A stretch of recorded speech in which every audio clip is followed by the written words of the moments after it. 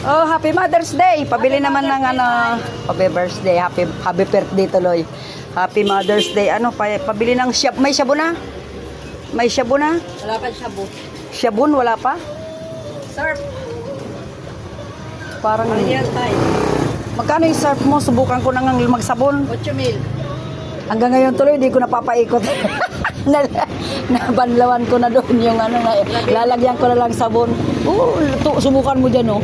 Parang hindi ka ano. Sabon na lang, dalawang surf. Bumili nga si Pepe. At saka itlog. Bumili si anim. Pepe ng Diyos. Oo. Grabe yun, kababangon lang yun. Pero binukas na yung rep doon. Wala.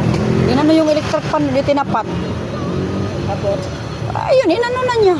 Para may lamig siya dun sa paghigaan niya. Binuksan niya, tapos pinatay muna niya yung, ano, yung ref. Tinanggal yung saksak. Tapos inilagay yung ano dun sa may pintuan ng ref. Yung singaw nung nasa ref, yun yung hanahatak ng electric pan. O ngayon, O di off muna yung ref para di umandar yung kuryente. Oo. mamaya pagsaksak yun, bagong kuryente. Oo, parang gano'n na nga.